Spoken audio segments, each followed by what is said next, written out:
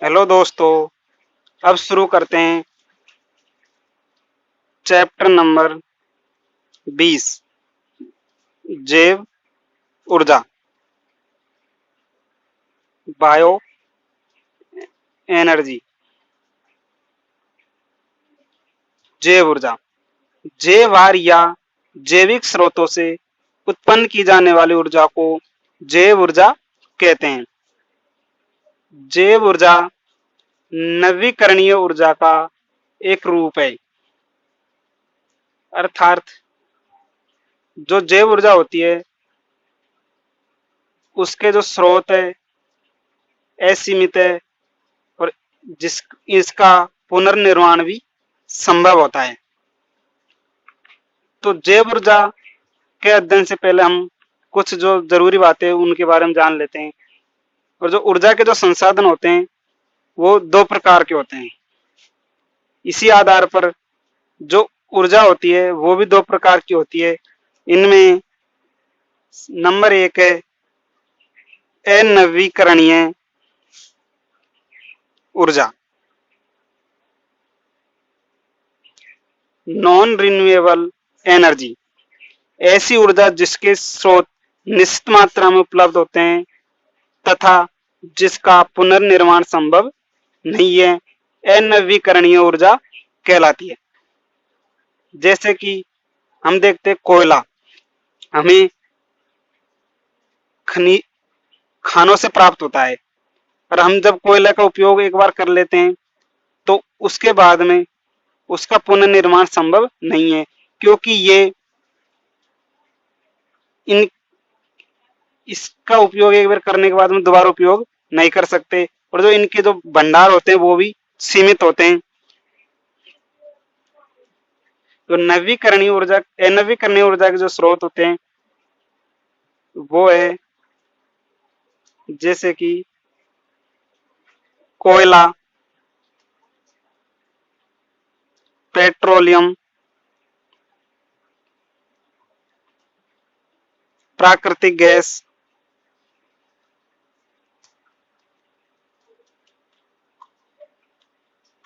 Petrol आदि।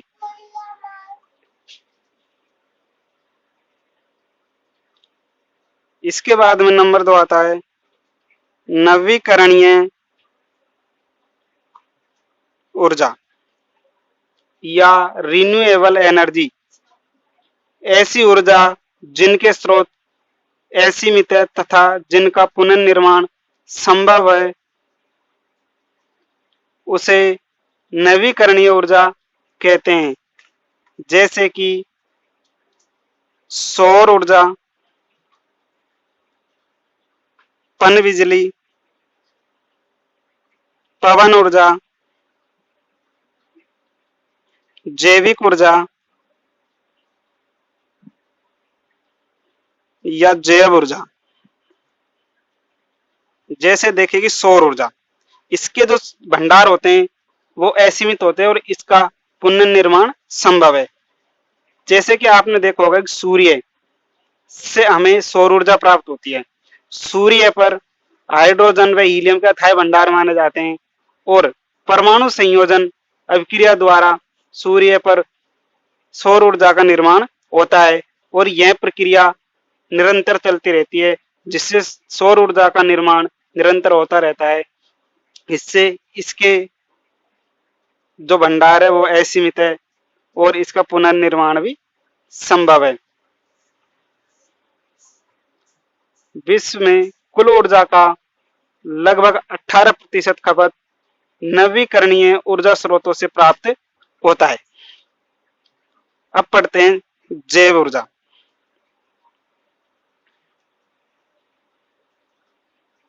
Bio energy जैव या जैविक स्रोतों से उत्पन्न की जाने वाली ऊर्जा को जैव ऊर्जा कहते हैं।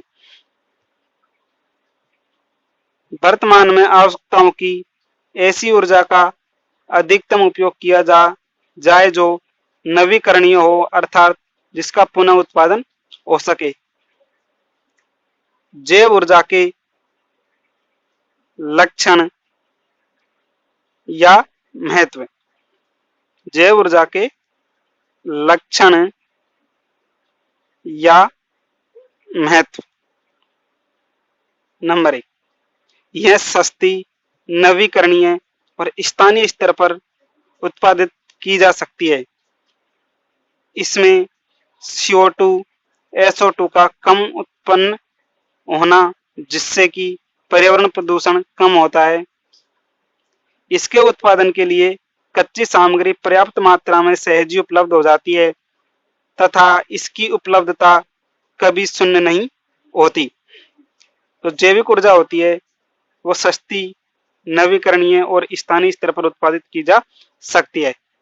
तो जैव ऊर्जा के प्रमुख स्रोत, जैव ऊर्जा के प्रमुख स्रोत। नंबर 1, जैव भार। नंबर 2, जलाऊ काष्ठ। नंबर 3, गोबर या गोबर gas. Number 4, biodiesel. Number 5, starch से एथेनॉल उत्पादन। नंबर 6, शैवाल हाइड्रोजन फैक्ट्री। अब इनके बारे में एक एक करके अध्ययन करेंगे। नंबर 1 है जैव भार, बायोमास। तो जैव भार, जैव भार क्या है? तो वह भार जो प्रकाश संश्लेषण के द्वारा संश्लेषित किया जाता है उसे जैव भार कहते हैं। अर्थात जैव भार पौधों का शुष्क भार होता है जो ऊर्जा के स्रोत होता है, जैसे लिग्नोसेलुलोज युक्त पादप जैसे यूकेलिप्टस, चीड़, मक्का, गन्ना, चुकंदर। नंबर 2, जलीय पादप जैसे जलकुंभी। नंबर 3, अपशिष्ट पदार्थ, खाद, कूड़ा करकट, काष्ठ, फसलों के अवशेष, गोबर आदि। इन सभी से ये सभी जैव मास के स्रोत होते हैं। इसके बाद में नंबर 2, जलाऊ काष्ठ। जलाऊ काष्ठ, काष्ठ सबसे सामान्य प्रकार का ईंधन स्रोत है जिसे सदियों से मानव द्वारा ईंधन के रूप में उपयोग किया जा रहा है। भारत की 50% जनसंख्या इसका उपयोग लघु उद्योग व घरेलू कार्यों में करती है। हमारे देश में वन विनाश, पर्यावरण प्रदूषण का प्रमुख कारण काष्ठ का ईंधन के रूप में उपयोग करना है। जो काष्ठीय ईंधन होती है इसकी जो प्रमुख विशेषता है वो निम्न प्रकार है। नंबर 1, यह सहज उपलब्ध है जिससे प्राप्त करने के लिए विशिष्ट ज्ञान की आवश्यकता नहीं होती। अनेक पादप जातियों का उपयोग ईंधन के रूप में करते हैं। इसका नवीनीकरण होता रहता है। शुद्ध काष्ठ का 99% भाग ज्वलनीय होता है। उत्तम ईंधन काष्ठ में निम्न गुण होने चाहिए। जो काष्ठ या जो काष्ठीय ईंधन होती है वो उत्तम हो, उसके लिए उसमें निम्न प्रकार के गुण होने चाहिए। नंबर 1, उच्च दहन क्षमता होनी चाहिए। जलने पर उच्च कैलोरी ऊष्मा प्राप्त होनी चाहिए। जलने पर कम धुआं देना चाहिए। नमी व रेजिन की मात्रा कम होनी चाहिए। जलने पर न कटे हुए खंड में विभाजित न हो, यह आदि इसके गुण होते हैं। इसके बाद में जो उत्तम काष्ठ के जो पादप होते हैं वो है नंबर 1, देसी बबूल, जिसका वानस्पतिक नाम है अकेसिया निलोटिका, अकेसिया निलोटिका। दूसरा है कुमुटा, जिसका वानस्पतिक नाम है अकेसिया सेनेगल। नंबर 3 है अंग्रेजी बबूल, जिसका वानस्पतिक नाम है प्रोसोपिस जूलीफ्लोरा।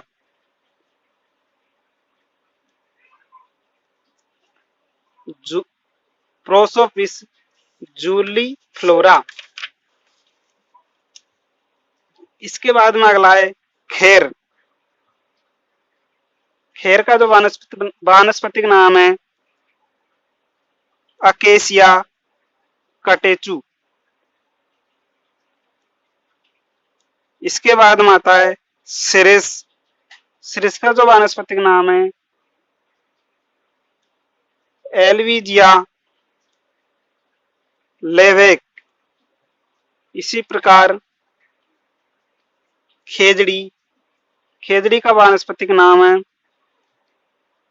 Prosopis cineraria. तो खेजड़ी होती है, ये राजस्थान का राज्य वृक्ष होता है। हेलो दोस्तों, अभी तक आपने पढ़ा जैव ऊर्जा के 2 पार्ट। अब तीसरा पार्ट पढ़ेंगे गोबर या गोबर गैस या बायोगैस।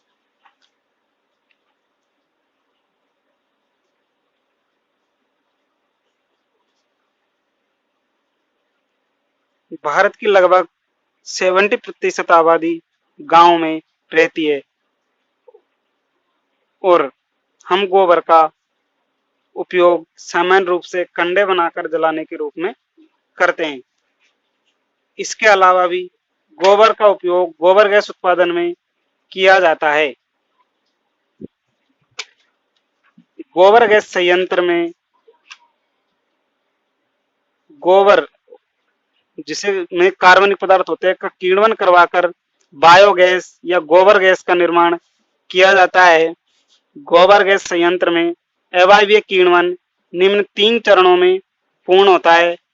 प्रथम चरण है, इसमें अवायवीय विकल्पी जीवाणु द्वारा कार्बनिक पदार्थ सेलुलोज व हेमीसेलुलोज का अपघटन किया जाता है। दूसरे चरण में किण्वन से बने हुए सरल पदार्थों को कार्बनिक अम्लों में तथा अंत में एसिटिक अम्ल में परिवर्तित किया जाता है। और तृतीय चरण में मिथेनोसाइनोबैक्टीरिया ओब्लिक मीथेन जीवाणु द्वारा एसिटिक अम्ल को मीथेन में ऑक्सीकृत कर दिया जाता है और संयंत्र में शेष बचे पदार्थ स्लरी को सुखाकर खाद के रूप में उपयोग किया जाता है। जो गोबर गैस की बनावट है, गोबर गैस संयंत्र की जो बनावट है वो इस प्रकार है। सबसे पहले टैंक नंबर फर्स्ट बनाते हैं।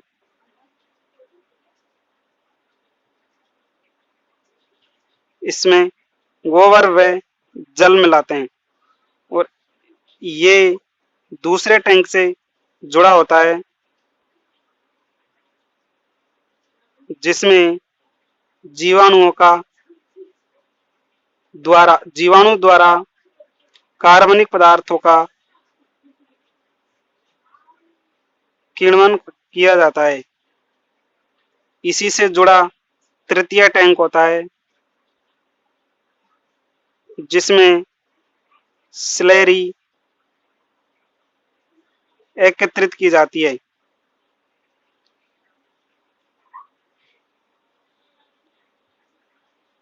टैंक सेकंड के ऊपर गैस होल्डर लगा होता है जिसके द्वारा बायोगैस को बाहर निकाला जाता है। गैस होल्डर, इसमें CH4 plus CO2 dot dot आदि गैसें पाई जाती है। इसके बाद में अपन नंबर 4 देखते हैं, बायोडीजल।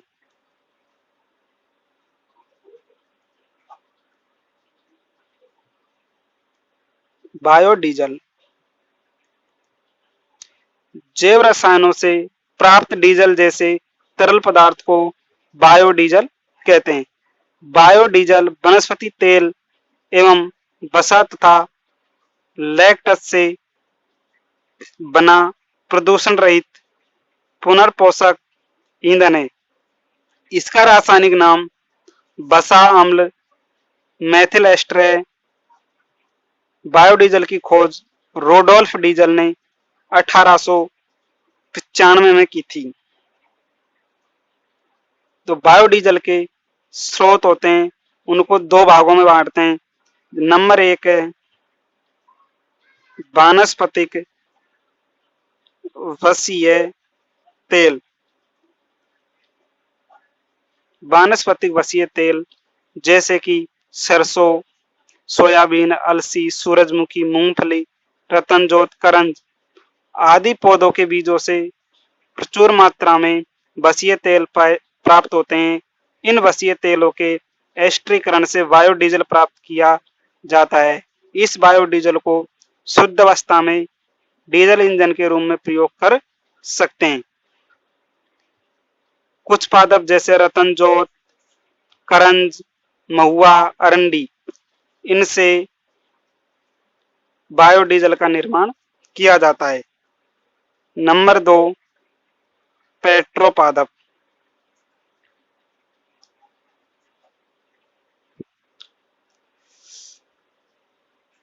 एपोसाइनेसी कुल के तथा यूफोरवेसी व कंपोजिटी कुल के पादपों से पेट्रो पदार्थ उत्पादन किए जाते हैं। इन पादपों से प्राप्त क्षीर में प्रचुर मात्रा में हाइड्रोकार्बन उपस्थित होते हैं, अतः इनका पेट्रोल के स्थान पर उपयोग किया जा सकता है। भारतीय इंस्टीट्यूट ऑफ पेट्रोल देहरादून में इस क्षेत्र में शोध कार्य चल रहा है। यूफोरबिया लेथाइरस से प्राप्त लैक्टस से गैसोलीन के समान गैस प्राप्त की गई, जिसका निकट भविष्य में पेट्रोल के रूप में उपयोग किया जाएगा।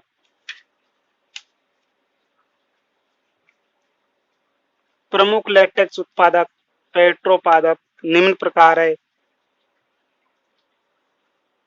नंबर 1 यूफोरबिया की कई जातियां। पारा रबड़,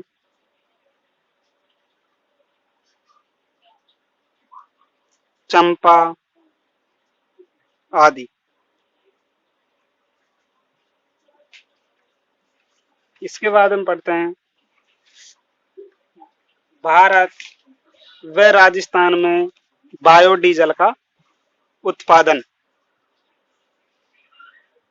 योजना आयोग ने 18 राज्यों में 18 राज्यों में बायोडीजल उत्पादन करने वाले पादपों की खोज की और योजना आयोग ने इन 18 जिलों के 120 जिलों की पहचान की, जिनमें रतनजोत की खेती की जाएगी। इनमें राजस्थान भी सम्मिलित है। राजस्थान सरकार ने मुख्यमंत्री की अध्यक्षता में बायोडीजल मिशन का गठन किया। यह मिशन बायोडीजल के लिए ट्रांस एस्टरीफिकेशन प्लांट की स्थापना के साथ ही बीजों से तेल निकालने की इकाइयों को स्थापित करने का काम भी करेगा। इसके बाद में पढ़ते हैं नंबर 5 स्टार्च व लिग्नोसेलुलोज से एथेनॉल का उत्पादन। स्टार्च व लिग्नो सेलुलोज से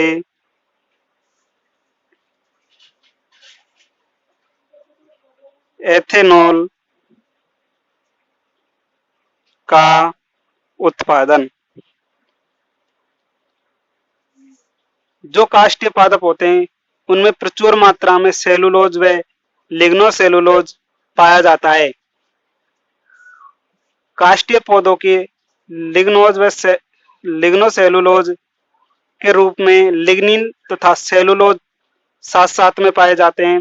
एंजाइमों की सहायता से लिग्नोसेलुलोज को शर्करा में अपघटित किया जाता है और बाद में शर्करा से ईस्ट मिलाकर किण्वन द्वारा एथेनॉल का उत्पादन किया जाता है और इस एथेनॉल का उपयोग हम ईंधन के रूप में कर सकते हैं। वर्तमान में ब्राजील में सभी कार यातायातों को शुद्ध एल्कोहल या 20% एल्कोहल प्लस पेट्रोल मिश्रण से चलाए जाते हैं। अर्थात जो एथेनॉल होता है एक प्रकार का एल्कोहल होता है जिसका उपयोग हम ईंधन के रूप में कर सकते हैं। इसके बाद में अगला पढ़ते हैं नंबर 6 सेवालिय हाइड्रोजन फैक्ट्री।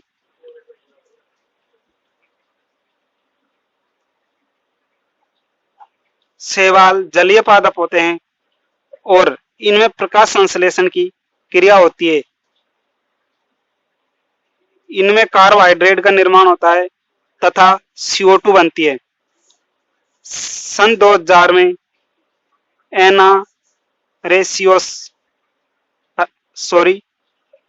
एनास्टेसियोस मेलिस ने प्रयोग द्वारा यह स्पष्ट किया कि शैवालों को दिन के समय गंधक व O2 की आपूर्ति बंद कर दी जाए तो उपापचयी क्रियाएं बदल जाती है तथा ये प्रकाश संश्लेषण के अंत में ऑक्सीजन के स्थान पर हाइड्रोजन उत्पन्न करने लगते हैं। हाइड्रोजन अत्यंत ज्वलनशील गैस है, अतः ऊर्जा उत्पादन के रूप में महत्वपूर्ण हो सकती है। अगर यह प्रयोग सफल रहा हो तो ऊर्जा का एक बहुत बड़ा स्रोत विकसित हो जाएगा। इसी प्रकार आपका चैप्टर नंबर 20 समाप्त हुआ। धन्यवाद।